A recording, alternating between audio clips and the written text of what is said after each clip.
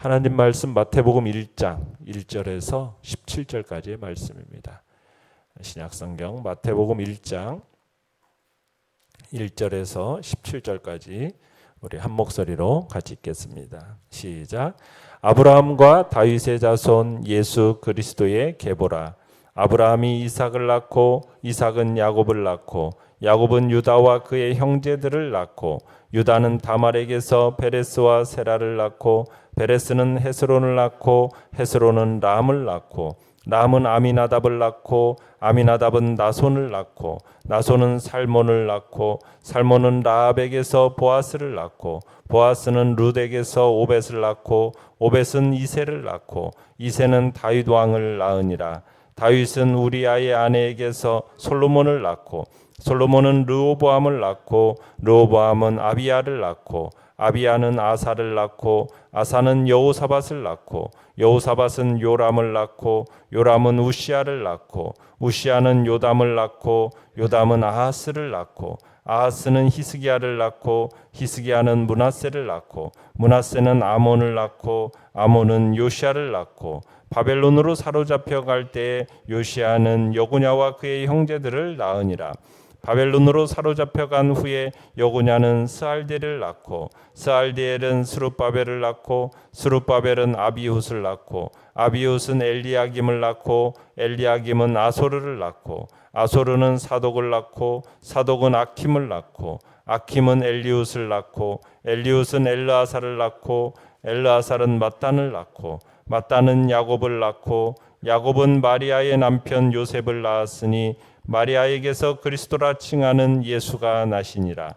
그런즉 모든 대수가 아브라함부터 다윗까지 14대요 다윗부터 바벨론으로 사로잡혀 갈 때까지 14대요 바벨론으로 사로잡혀 간 후부터 그리스도까지 14대더라. 아멘.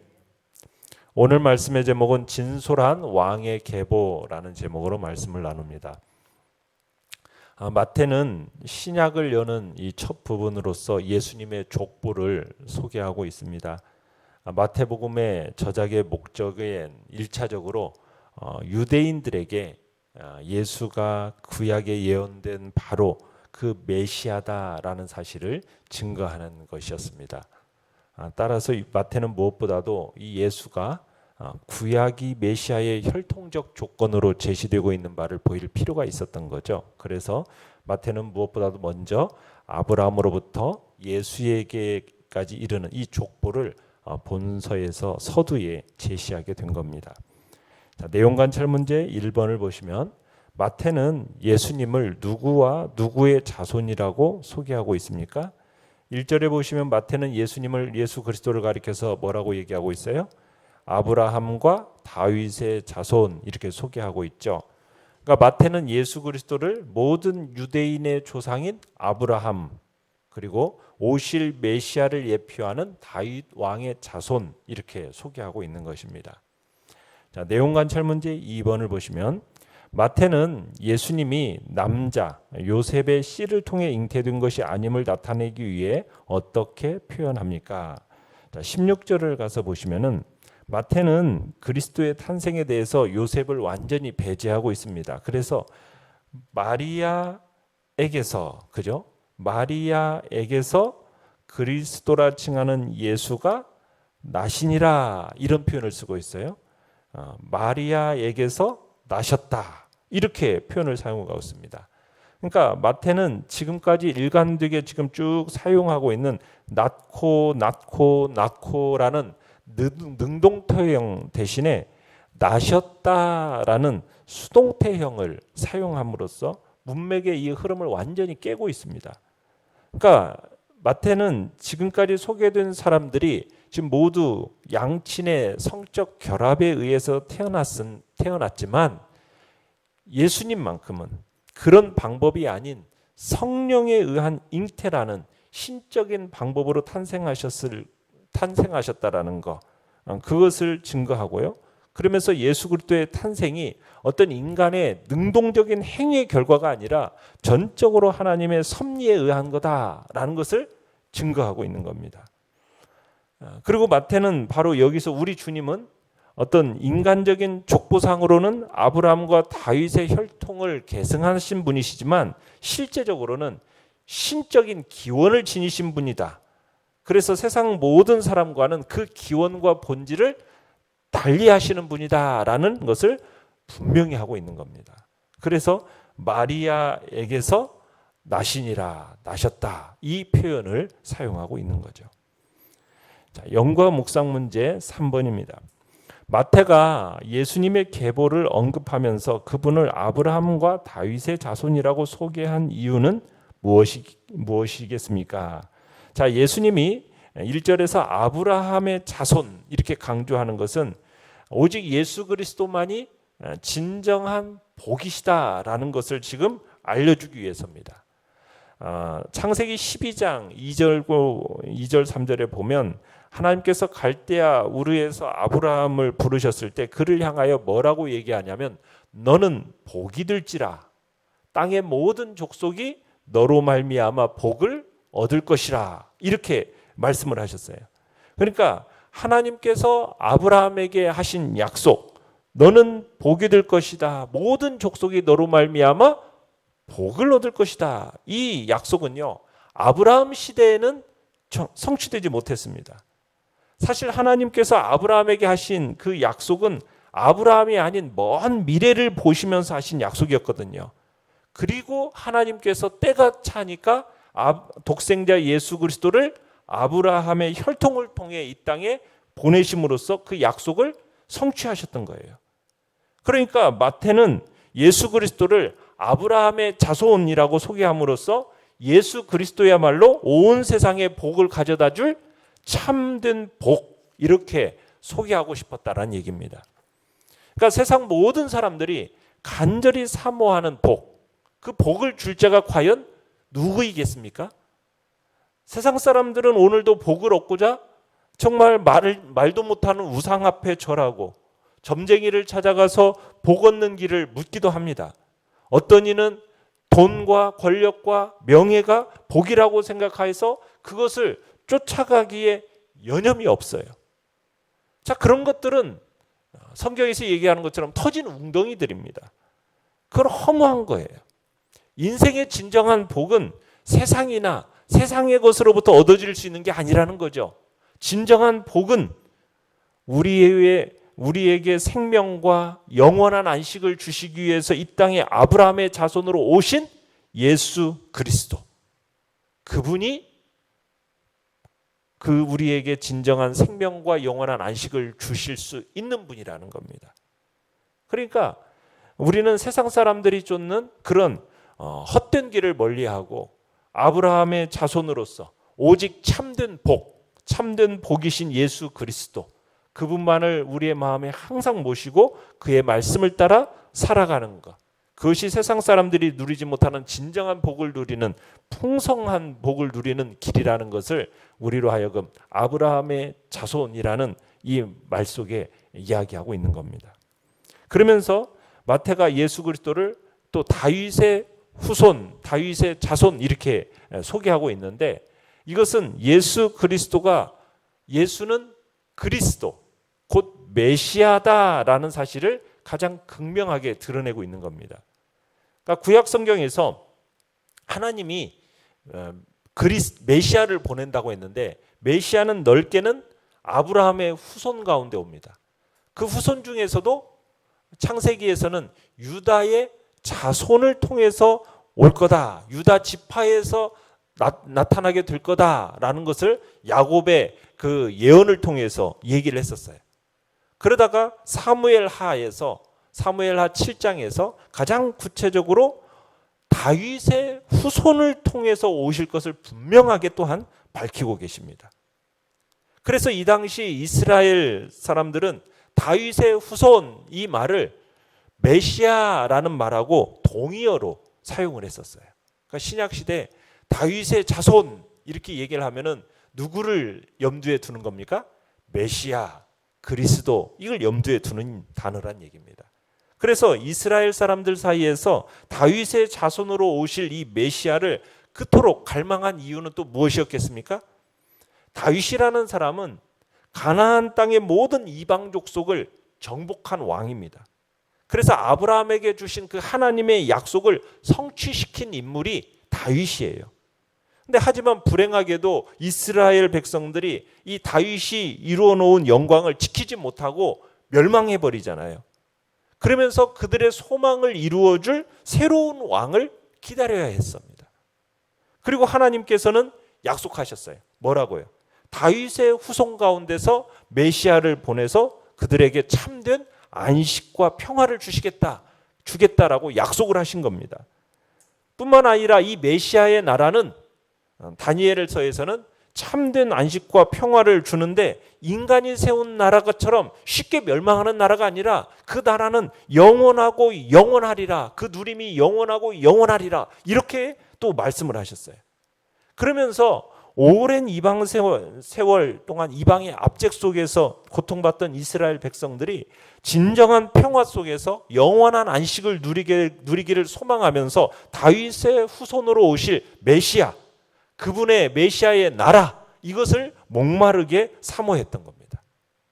그러다가 하나님께서 때가 차니까 다윗의 자손 예수 그리스도를 이 땅에 보내주신 거죠. 그러면서 이제 가난한 자, 병든 자, 외로운 자, 모든 유롭고 지친 모든 사람들을 영원한 나라로 초대하시는 겁니다. 그러니까 험한 이 세상에서 지치고 고뇌서 정말 새로운 힘과 능력을 얻기를 원한다면 누구에게로 나오면 되는 겁니까? 양들의 문이 되시는 예수 그리스도, 그분을 통해서 하나님의 나라에 들어가고 그분을 통해서 영원토록 정말 그분으로부터 오는 살찐 꼴과 생수를 마시면서 몸과 마음을 새롭게 하는 복된 은총이 주어지게 되었다는 얘기죠. 그래서 하나님께서는 예수 그리스도, 그분을 통해서 자신의 나라, 영원한 하나님의 나라로 부르고 계시는 것입니다. 그래서 우리가 하나님의 음성을 듣고 기쁨으로 나아가서 정말 하나님이 성도들을 예비해 두신, 성도들을 위하여 예비해 두신 그 하나님의 축복을 마음껏 누리기를 주님은 기대하고 계시는 것이죠. 그러기 위해서 예수 그리스도는 바로 아브라함의 자손, 진정한 복으로서, 그리고 다윗의 후손으로서, 즉 메시아요 그리스도로서 이 땅에 영원한 하나님의 나라를 가지고 오는 그런 메시아가 됨을 분명하게 지금 나타내고 있는 겁니다. 자, 느낀 점 4번입니다.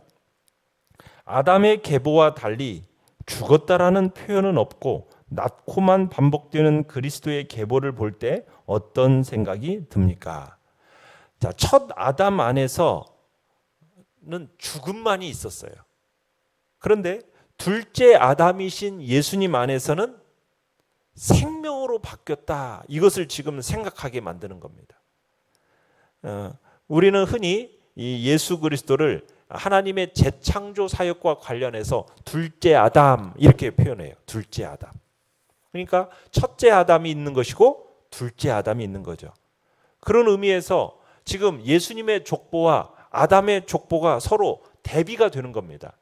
아담의 족보, 창세기 5장에서 나오는 아담의 족보는 사람을 소개한 다음에 끝을 항상 뭘로 마쳤어요? 죽었더라. 이렇게 끝을 맺습니다. 자, 그런데 둘째 아담이신 예수 그리스도의 족보는 사람을 소개하고 나서 그 끝을 어떻게 맺고 있어요? 낳고 이렇게 끝을 맺고 있는 거예요.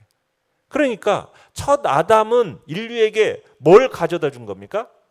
죽음을 가져다 준 반면에 둘째 아담이신 예수 그리스도는 낳고라는 이것으로 대변되는 생명을 가져다 주셨다. 지금 이것을 보여주고 있는 겁니다.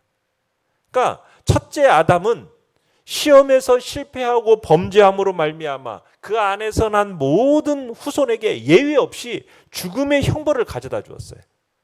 그러나 둘째 아담이신 그리스도께서는 인류의 모든 죄를 친히 짊어지시고 죽으심으로 말미암아 생명을, 그렇죠? 첫 아담으로 말미암아 정말 이 땅에 드리워졌던 죽음의 장막을 다 걷어내시고 자신에게 속한 자에게 생명을 가져다 주신 겁니다. 그러니까 참으로 예수 그리스도를 믿음으로 말미암아 그에게 속한 자에게는 생명, 곧 영원한 생명이 있다라는 거죠.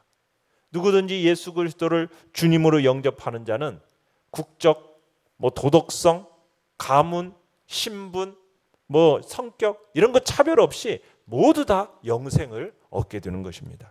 그래서 오늘 이 족보는 단순한 어떤 사람의 이름을 나열하는 족보가 아니라 여기에서는 생명의 복음을 전한다는, 생명을 전하는 복음이 지금 이 속에 들어있다라는 것, 그것을 우리로 하여금 생각하게 하는 것입니다.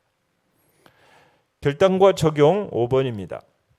비천한 여인들과 이방인들까지 하나님의 구원 역사에 포함되어 있다는 사실이 어떤 위로가 됩니까? 부족하지만 나도 하나님께 쓰임받길 소원합니까? 생명과 소망 되신 주님을 전함으로 내가 낳아야 할 영적 자손은 누구입니까? 자, 우리가 고대 사회에서는 족보에 여자의 이름이 기록될 수가 없었습니다. 자, 그런데 오늘 예수님의 이 족보에는 여인의 이름이 포함되어 있어요. 그죠? 3절에서 다말이라는 여인의 이름이, 그 다음에 5절에서 라합, 룻, 그 다음에 6절에서는 우리아의 아내 이러면서 지금 4명의 여인들의 이름이 포함되어 있습니다. 근데 이 여인들의 이 이름을 딱 듣는 순간 부끄러운 평판을 듣는 사람들이라는 것을 우리가 생각하게 돼요. 그죠? 다말을 생각하든 라합을 생각하든, 또 여기 또 3명은 분명히 이방인입니다. 다말, 라합, 룻은 이방인이에요. 여러분, 이 족보에서 아브라함과 같은 믿음의 영웅도 있지만은 므낫세 같은 악한 왕도 이 족보 속에 지금 들어가 있습니다. 예수 그리스도의 계보에 포함이 되어 있어요. 그러니까 하나님은 불완전한 사람들을 사용하셔서 완전한 하나님의 일을 이루어 오셨다는 얘기입니다. 우리 인간은 불완전하지만 완전하신 하나님의 일에 쓰임받기 원하는 사람을 오늘도 하나님은 찾고 계시는 것이죠. 그래서 하나님은 연약하지만 불완전하지만 그런 나를 통해서도 하나님은 구원의 역사를 이루어 가실 것을 우리는 믿는 겁니다. 그런 믿음으로 오늘 불완전한 나, 참 연약하지만 하나님께 쓰임받을 수 있도록 하나님께서 나를 사용하여 달라고 기도하며 나가시길 바랍니다. 오늘의 기도 같이 읽겠습니다. 시작. 완전하신 하나님, 불완전하지만 주님 손에 쓰임받기 원하는 저를 사용해 주소서. 아멘. 말씀을 생각하면서 기도하시고요. 연약한 우리의 지체들을 위해서 기도해 주시기 바랍니다. 주께서 긍휼히 여겨주셔서 참으로 코로나 바이러스로부터 참으로 이 나라와 또 온 세계가 참 벗어날 수 있는 은혜가 주님 속히 올 수 있도록 주의 복음이 또 활발하게 전해지는 역사를 기대하며 또 성령 강림절을 맞이하여서 우리가 성령의 충만함이 우리와 우리 가정과 우리 교회 안에 나타날 수 있도록 기도하면서 주여 3번 부르시며 나아갑니다.